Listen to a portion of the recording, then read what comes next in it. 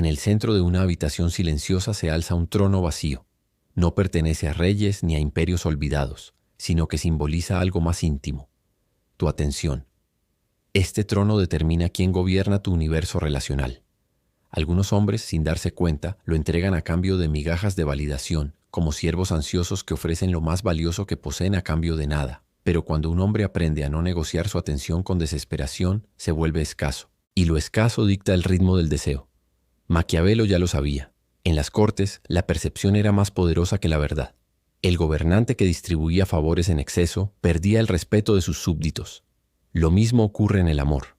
Quien entrega su presencia sin medida transforma el cariño en banalidad. El príncipe sabio conserva su influencia no por el exceso de concesiones, sino por la virtud, esa fuerza silenciosa que le permite mantener su posición sin ceder ante la adulación. Así también el hombre que se niega a actuar como siervo y guarda su atención como un tesoro, reorganiza la dinámica invisible de la relación. Nietzsche llamaría a esto voluntad de poder, no el deseo de dominar al otro, sino de dominar la propia reactividad. El hombre que no responde de forma predecible, que no se inclina ante el reflejo condicionado de buscar aprobación, escapa del rebaño emocional. Su presencia adquiere un peso que no puede comprarse ni simularse. No es la ausencia de afecto lo que destruye la atracción, sino el exceso de previsibilidad. El cariño que se repite sin criterio se vuelve vacío, y el vacío mata el deseo. No hablamos de crueldad o juegos de celos, sino de disciplina. El poder de elegir cuándo, cómo y a quién se ofrece la presencia. Este es el mapa de esa soberanía. Después de todo, si tu atención es la moneda de un reino, ¿por qué gastarla como siervo cuando puedes invertirla como soberano? El misterio del deseo intermitente. Existe un misterio que mueve el deseo humano y raramente es percibido. No nace de aquello que está siempre presente, sino de lo que se alterna entre proximidad y ausencia, como una llama que danza al viento. El cerebro humano desde tiempos remotos aprendió a responder no a lo constante, sino a lo incierto. La dopamina, esa moneda invisible del placer y la búsqueda, no se dispara en abundancia cuando algo está garantizado, sino cuando surge la duda: ¿vendrá ahora o no? El corazón humano se vuelve adicto no a la certeza, sino a la variación. La neurociencia ya demostró que el refuerzo intermitente crea los picos más intensos de deseo. Es el mismo mecanismo que atrapa a los jugadores en casinos, que mantiene a las personas pegadas a pantallas infinitas y que en silencio gobierna también los encuentros entre hombres y mujeres. Cuando tu presencia se vuelve predecible, pierde la capacidad de despertar esa corriente eléctrica. Pero cuando hay ritmo, pausa y retorno inesperado, el interés renace, pues la mente no encuentra respuestas preparadas. Es como si la historia estuviera siempre abierta, como en los micro cliffhangers descritos por Zeigarnik. Aquello que no se concluye permanece rondando la memoria. Maquiavelo diría que el príncipe sabio jamás entrega todos los favores de una vez.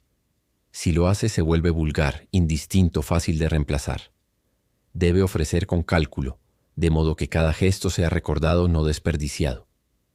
Así también en el campo del deseo, quien distribuye su atención de forma automática pierde el aura de rareza que sustenta su influencia. Nietzsche, en otro tono, recordaría que llegar a ser quien se es exige rechazar papeles reactivos. El hombre que responde siempre de inmediato no está realmente presente, solo está reaccionando al reflejo condicionado de la ansiedad. El ritmo de la atención debe ser soberano. Es como la música. No hay belleza en un sonido continuo, sino en el compás que alterna silencio e intensidad. La pausa da sentido a la nota. De la misma forma, la ausencia intencional no destruye el vínculo, sino que lo fortalece, porque confiere densidad al reencuentro. En el fondo, la verdad es simple y brutal. La atención barata genera afecto barato, mientras que la atención cultivada crea deseo duradero. Los signos invisibles del valor. No es la ropa que vistes ni el auto que conduces lo que define el peso de un hombre ante la mirada de una mujer. Lo que realmente comunica valor son los pequeños gestos invisibles que se repiten en lo cotidiano. La manera como pausas antes de responder. La serenidad al decir no sin justificar en exceso. La mirada que escucha sin prisa. Estas señales sutiles construyen una presencia que ninguna etiqueta externa puede imitar. El verdadero valor no se ostenta, simplemente se manifiesta.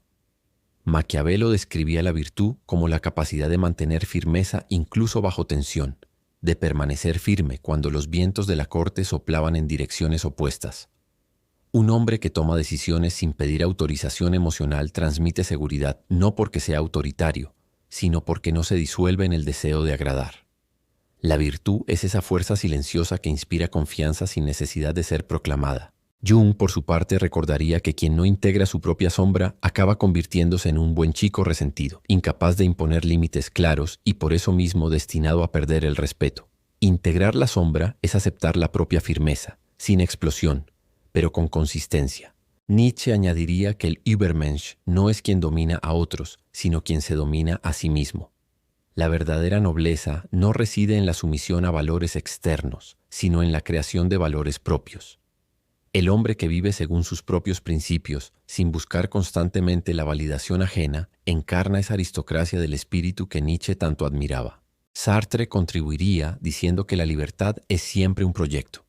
Cuando moldeas tu vida entera en función de otra persona, abdicas de ese proyecto y te transformas en satélite de una órbita ajena. La invitación verdadera no es disolverse, sino invitar al otro a entrar en tu camino sin renunciar al núcleo que te da sentido. Es en esta postura donde nace la autoridad serena, aquella que no fuerza pero tampoco se dobla. Cada elección cotidiana lleva esa virtud silenciosa. Decir, hoy voy a entrenar, nos vemos después, vale más que un banquete de justificaciones.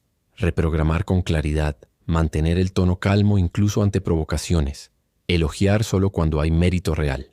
Todo esto comunica valor de modo sutil. El respeto al final es el idioma del deseo adulto. Cuando falta, todo gesto de cariño suena como petición desesperada de aceptación. La trampa del buen chico. Hay hombres que creen que la bondad, por sí sola, sostendrá el respeto y el deseo en una relación. Sin embargo, muchas veces esa bondad no es fruto del coraje, sino del miedo disfrazado. El miedo a ser rechazado, el miedo a desagradar, el miedo a que cualquier señal de firmeza sea interpretada como dureza excesiva. Este miedo crea un personaje dócil, aparentemente perfecto, pero secretamente resentido, porque cada gesto de concesión nace de una renuncia a sí mismo. Jung describió la sombra como todo aquello que reprimimos y escondemos, creyendo que al negar estas fuerzas nos volvemos más aceptables. Pero cuando un hombre sofoca su agresividad natural, cuando transforma su firmeza en sumisión, lo que surge no es luz, sino debilidad. Cree estar siendo virtuoso, pero en verdad transmite inseguridad. Una mujer no se siente protegida ni inspirada por alguien que teme su propio impulso vital. El tipo demasiado bueno no inspira confianza, porque su bondad no nace de la elección consciente, sino de la necesidad desesperada de aprobación. Nietzsche habría visto en esta figura al último hombre, ese ser que evita todo conflicto, toda tensión, toda afirmación de voluntad. El último hombre busca solo comodidad y aprobación, renunciando a la grandeza que viene del riesgo y la autoafirmación. ¿Qué es el amor? ¿Qué es la creación? ¿Qué es la nostalgia? ¿Qué es una estrella? Pregunta el último hombre y parpadea. Arthur Schopenhauer recordaría que la voluntad de agradar, cuando es ciega, no es expresión de amor, sino apenas de la voluntad de sobrevivir. El instinto se disfraza de gentileza, pero en el fondo es solo estrategia inconsciente para garantizar reproducción y compañía. Por eso esa dulzura excesiva no genera gratitud sino tedio. Lo que parecía ser respeto se revela como sumisión, y la sumisión no despierta admiración. Al contrario, corroe silenciosamente el afecto.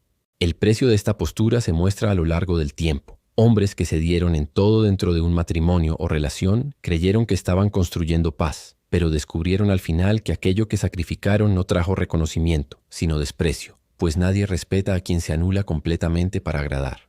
La ausencia de sombra no es santidad, es borramiento. La atracción muere no porque el hombre mostró su ira, sino porque apagó su propia fuerza. Una mujer puede hasta convivir con fallas, pero jamás respetará a alguien que no logra sostener su propia presencia. El verdadero desafío no es ser siempre bueno, sino ser íntegro. Los juegos invisibles del poder, toda relación es un escenario silencioso donde las narrativas compiten. No se trata de manipulación consciente, sino de fuerzas invisibles que se entrelazan en cada gesto, cada silencio, cada retraso. Michel Foucault decía que todo vínculo humano está atravesado por micropolíticas de poder. En el terreno íntimo, esta política no está hecha de leyes escritas, sino de pequeñas pruebas, insinuaciones y juegos sutiles. Cuando ella cancela un encuentro a última hora, cuando elogia a otro hombre de modo casual, cuando se muestra fría de repente, no está actuando de forma aleatoria.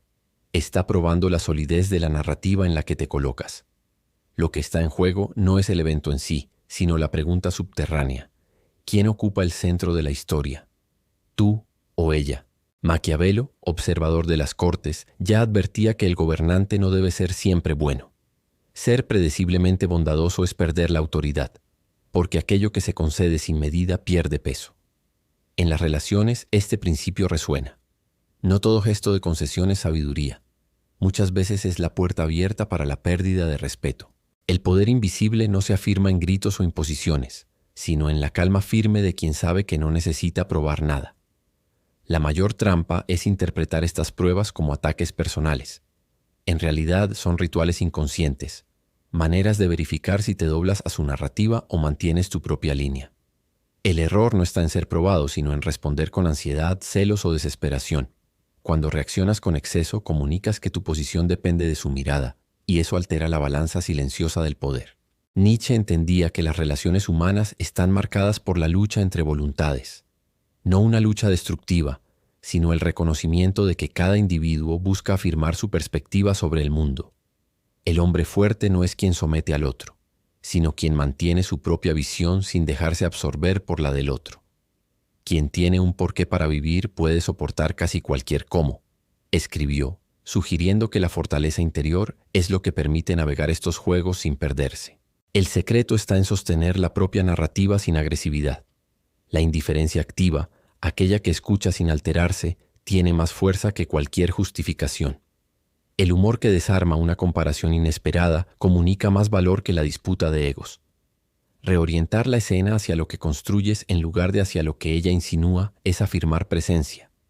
Pues al final no es la mujer quien destruye la autoridad de un hombre, sino el hombre quien la entrega al abandonar su propio relato. Quien dicta la narrativa detenta el poder, incluso en el silencio. El paradoja del cuidado excesivo. Hay un momento en muchas relaciones en que el hombre cree estar haciéndolo todo bien. Se dedica, cuida, está siempre presente y ofrece cariño sin medida. Sin embargo, de forma silenciosa, el deseo va apagándose. La paradoja es cruel. Cuanto más demuestra cuidado predecible, más se disuelve la tensión erótica, hasta que el amor, en lugar de ser llama, se convierte en confort paternal. El corazón de ella puede sentir afecto, pero el cuerpo ya no responde. Jean-Paul Sartre recordaba que el otro es siempre el espejo de nuestra libertad. Cuando un hombre entrega su vida entera al proyecto de otra persona, no está amando, se está anulando. El gesto parece noble, pero en esencia es un abandono del propio ser. El resultado no es gratitud, sino desprecio silencioso. Lo que debería ser presencia inspiradora se convierte en ausencia de sí mismo. El amor verdadero exige dos sujetos libres, no un sujeto y un objeto sumiso. Sigmund Freud, por otro camino, mostró que el deseo nace del inconsciente y no de la racionalidad predecible. El exceso de cuidado repetitivo, ofrecido siempre del mismo modo, mata la tensión erótica porque se transforma en hábito. En lugar de ser percibido como amante, el hombre pasa a ocupar el papel de figura protectora, casi paternal, y nadie desea íntimamente a quien asume la función de padre dentro de un vínculo amoroso. Nietzsche habría visto en esta dinámica una manifestación de lo que llamó moral de esclavos. El hombre que se sacrifica constantemente, que renuncia a sus propios deseos y proyectos para complacer, no está actuando desde la fuerza, sino desde la debilidad. Está operando bajo la creencia de que el sufrimiento y la abnegación son virtudes, cuando en realidad son síntomas de una voluntad debilitada. El error está en creer que más cuidado genera más deseo. Lo que se olvida es que el deseo vive de la oscilación entre proximidad y distancia, de la alternancia entre cariño y autonomía. Cuando el hombre preserva sus rituales, mantiene proyectos propios y ofrece gestos de afecto entremezclados con su independencia, el cuidado no sofoca, sino que alimenta el misterio. Es en esta danza donde el vínculo encuentra equilibrio, amor que conforta y deseo que inquieta. Amor sin atracción degenera en amistad funcional. Deseo sin amor se convierte en uso vacío. El desafío es cultivar ambos sin aplastar ninguno. El hombre que comprende este abismo no busca solo ser amado, sino que continúa siendo deseado. Y es en este punto donde el cuidado deja de ser anestesia y vuelve a ser fuego. La muerte por previsibilidad. El inicio de una relación suele estar marcado por sorpresa y descubrimiento. Cada gesto, cada palabra y cada mirada traen frescura, como si el mundo fuera nuevo. Pero con el tiempo, muchos hombres caen en la trampa de confundir estabilidad con repetición. En el intento de ofrecer seguridad, transforman el vínculo en rutina mecánica, y lo que antes era vitalidad se convierte en anestesia. La previsibilidad, cuando no está temperada por renovación, no genera confianza, sino tedio. Arthur Schopenhauer afirmaba que el hábito es la anestesia de la voluntad. Lo que se repite sin novedad pierde la capacidad de mover el espíritu. En el amor, la misma lógica se impone. Cuando cada mensaje se envía siempre a la misma hora, cuando las invitaciones siguen siempre el mismo guión, cuando las palabras de afecto son frases memorizadas, aquello que debería alimentar el deseo pasa a vaciarlo. La voluntad sofocada por el hábito ya no encuentra estímulo. Jung recordaba que el arquetipo del héroe se mueve por jornadas. El hombre que se convierte en prisionero del mismo guión pierde el brillo simbólico de la aventura. Deja de ser visto como fuerza en movimiento y pasa a ser percibido como rutina en carne viva. El deseo femenino no nace solo de la seguridad, sino de la sensación de que existe algo vivo y pulsante a su lado. Cuando la repetición sustituye a la creación, el héroe se transforma en burócrata afectivo. Nietzsche entendía que la vida es esencialmente creación, voluntad de poder que se expresa en constante superación y renovación.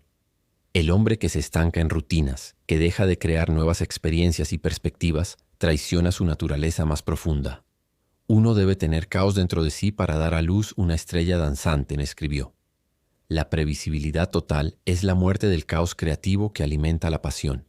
No se trata de abandonar la disciplina o de vivir en constante inestabilidad, sino de comprender que la previsibilidad debe equilibrarse con pequeñas rupturas. Alterar el patrón de invitaciones, cambiar la cena por el paseo inesperado, permitir que el silencio sustituya al habla automática. Todo esto devuelve frescura a la relación. El hombre que mantiene rituales de disciplina personal, pero innova en el campo social y afectivo, comunica que su energía continúa viva. La previsibilidad, cuando es ciega, mata el deseo porque elimina el misterio. Pero la estabilidad que combina consistencia de carácter con novedad en las formas es capaz de sostener amor y atracción al mismo tiempo. El deseo no sobrevive en jaulas de rutina, respira solo cuando encuentra espacio para danzar entre la seguridad y la sorpresa. La economía de la escasez. En toda la historia humana, aquello que es raro siempre fue más deseado que aquello que está en abundancia. El oro no seduce solo por el brillo, sino porque no puede encontrarse en cualquier esquina. Lo mismo ocurre en el campo de las relaciones. Un hombre cuya atención se distribuye sin criterio pierde valor como moneda inflacionada que nadie respeta. El deseo nace no de aquello que se posee fácilmente, sino de aquello que resiste, de aquello que no puede comprarse ni manipularse.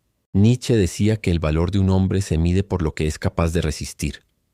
El hombre que se entrega por completo a cada petición, que abandona sus proyectos ante cada capricho, que cambia su silencio reflexivo por conversaciones ansiosas solo para no desagradar, no ofrece resistencia, y sin resistencia no hay respeto. La ausencia de barreras no es amor, sino señal de debilidad. Lo que se entrega siempre y a todos deja de ser visto como regalo y pasa a ser percibido como obligación. Para Nietzsche, la voluntad de poder no es dominación sobre otros, sino autodominio, la capacidad de decir no cuando es necesario, de mantener la propia dirección incluso bajo presión. El hombre que no puede negarse a sí mismo no puede afirmarse verdaderamente ante el mundo. Maquiavelo, observando a los gobernantes de su tiempo, notaba que los recursos abundantes perdían prestigio, mientras que aquellos controlados y ofrecidos con cálculo preservaban la autoridad del príncipe. En el campo relacional, el mismo principio se aplica. La atención, el tiempo y la energía de un hombre solo mantienen valor cuando no están disponibles sin medida, sino cuando se protegen y ofrecen de forma deliberada. Lo que se ofrece siempre pierde brillo. Lo que se protege se vuelve precioso. No se trata de fingir ocupación o crear ausencias artificiales, sino de vivir en torno a proyectos que realmente no pueden negociarse. El hombre que protege sus horas de entrenamiento, sus momentos de lectura o sus creaciones personales no necesita simular escasez, pues ya existe en su realidad. Es esta fidelidad a sí mismo lo que despierta en el otro respeto silencioso y deseo inquieto. El juego de la escasez no es manipulación, sino consecuencia natural de una vida con propósito. Quien posee un mundo interior no necesita distribuir migajas de atención para sentirse vivo. El simple hecho de proteger tu tiempo hace que tu presencia, cuando se ofrece, sea vista como privilegio y no como rutina. La batalla de las perspectivas. En toda relación siempre hay una disputa invisible de perspectivas.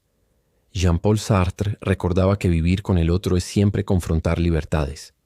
Cuando un hombre abandona su propia mirada sobre la vida solo para agradar, deja de ser sujeto y pasa a ser objeto del proyecto ajeno. Esa rendición no es amor, es sumisión. La ausencia de frame, esa estructura interna que da dirección, lo transforma en pieza manipulable dentro de la narrativa de otra persona. Carl Jung describió el arquetipo del rey como aquel que organiza el caos, no por el grito o la imposición, sino por la claridad silenciosa de su presencia. El verdadero líder no necesita explicar cada decisión ni implorar por validación. Mantiene consistencia de postura, incluso bajo presión, y es justamente esa serenidad lo que inspira confianza. El silencio, cuando está cargado de convicción, comunica más que 1000 justificaciones apresuradas. El liderazgo que nace del equilibrio interior no necesita imponerse, es reconocido naturalmente. Nietzsche habría visto en esta dinámica la diferencia entre el Herr, señor, y el Knecht, siervo. El señor no necesita la validación del siervo para saber quién es. Su valor no depende del reconocimiento externo. Vive según sus propios valores, creados desde su interior, no adoptados del exterior. El noble no necesita ser reconocido por otros, se reconoce a sí mismo. Podríamos parafrasear su pensamiento. El error está en confundir liderazgo con autoritarismo. Muchos creen que ser firme es ser duro, que tener frame es imponer reglas con rigidez. Sin embargo, la verdadera fuerza no se manifiesta en control forzado, sino en dirección serena. Un hombre que decide rápidamente sobre cosas simples, que mantiene calma ante provocaciones, que no se pierde en explicaciones ansiosas, revela un eje interno inquebrantable. Ese eje por sí solo despierta respeto y atrae confianza. El silencio, en este contexto, es herramienta de poder. Ante acusaciones injustas o pequeñas pruebas emocionales, la reacción inmediata de justificarse solo refuerza la posición de debilidad. Ya el silencio que observa, que no se apresura, que responde solo en el tiempo necesario, comunica firmeza. No se trata de indiferencia, sino de una calma que pone orden en el caos. Es en ese espacio de serenidad donde el frame se afirma, no como imposición, sino como certeza. El hombre que comprende esta dinámica no necesita probar nada. Simplemente sostiene su propia narrativa y el mundo a su alrededor se organiza en torno a ella. El silencio de quien sabe quién es vale más que 1000 argumentos de quien implora por aceptación. La síntesis final, el camino del soberano. A lo largo de este camino una verdad se ha revelado. La atracción no se pierde por falta de cariño, sino por la previsibilidad que lo transforma en moneda barata. La sumisión que muchos confunden con respeto corroe silenciosamente la admiración y la rutina sin frescura asfixia el deseo. El amor que se sostiene solo en cuidado predecible degenera en amistad funcional, y el deseo sin libertad se vacía en uso pasajero. La síntesis es clara. Solo quien preserva su eje interno logra mantener vivos al mismo tiempo el afecto y la llama. Maquiavelo ya advertía que el príncipe que desea ser amado debe aprender a gestionar apariencias sin jamás entregar todo el juego. Aquel que muestra sus fragilidades sin criterio pierde el trono que debería sostener con firmeza. Nietzsche, por su parte, nos enseñó que el Übermensch no es quien domina a otros, sino quien se ha dominado a sí mismo. Es quien ha creado sus propios valores en lugar de adoptar los valores del rebaño. En el contexto relacional, esto se traduce en el hombre que no busca constantemente la aprobación externa, sino que vive según sus propios principios y desde ahí invita al otro a participar de su mundo. Conviértete en quien eres, decía Nietzsche. Esta transformación no es un proceso de adición, sino de sustracción. Quitar las máscaras, los roles reactivos, las necesidades desesperadas de validación hasta llegar al núcleo auténtico.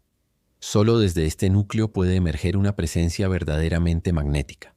Arthur Schopenhauer recordaba que el sufrimiento nace del apego ciego.